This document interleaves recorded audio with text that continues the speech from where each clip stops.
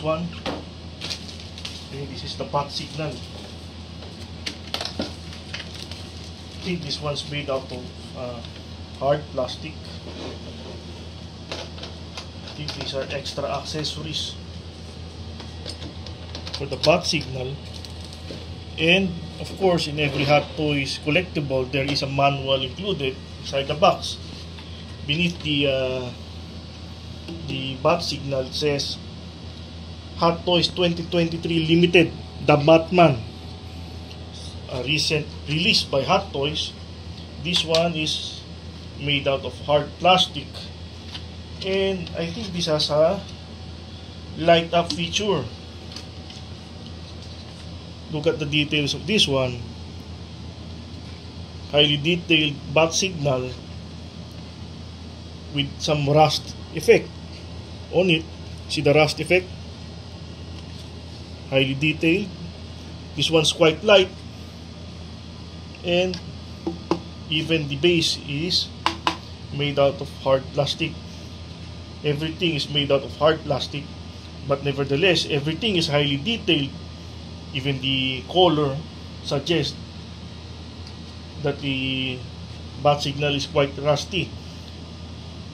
Look at the attention to detail to this one. So if you're collecting Batman figures, this is a good addition to that. This will spice up your collection. Like if you have a light box, Batman light box, this will go with it. This would be a good combination for your Batman display. This one's movable as well. I think there's a USB port or battery for the light feature for this one. Let's check that out by reading the manual. Hello everyone, welcome back to my channel. Today we're going to unbox the Hot Toys bat signal. This one is based on the 2022 the Batman movie played by Robert Pattinson. I think every Batman movie has their own variation of the bat signal.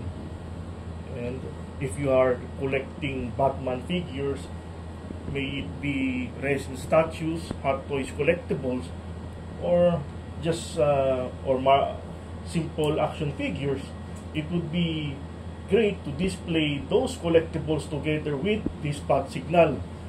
Now, before we start the unboxing, like always, let's review the box first. On front of the box, you will see the image of the bat signal and the Batman logo. This one is the Batman logo, last 2022 movie played by Robert Pattinson. It has a red background on the Batman logo, and I think this is an image of the bat signal as well as the movie logo. Both sides are identical, and on top of the box says bat signal, and of course the Batman 2022 movie logo. Now let's move the sleeve. By the way, on the back of the sleeves are the details about the figures, like who sculpted, who made the collectible, what year it was manufactured, and etc. On the box, you would also see the logo of Hot Toys, and it says the Batman. It says bat signal on both sides, and there's a plastic. See-through plastic, you will see the bat signal immediately. So this would add life to your Batman collectibles. I think this also has a light up feature. Let's confirm it. Let's open the box. Now this is how the bat signal looks like with the lights on. There's a USB port at the back of the bat signal, Type C USB port. And this is a great addition to your Batman collection. If you have a light box, this one will add more spice to your Batman collection. May it be Hot Toys figures, resin statues of Batman. It would be awesome to display this bat signal together with them. And look at how amazing this one looks with the lights on. And if you hit this on a white wall, you would see the image of Batman. So this is such an amazing bat signal.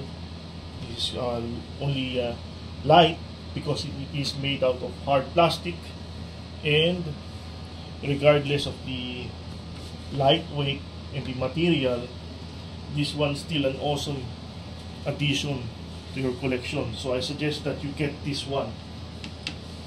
Very cool. And if you enjoyed this unboxing and review, I hope you subscribe to my channel and hit the like button. Until next time, thanks again for watching.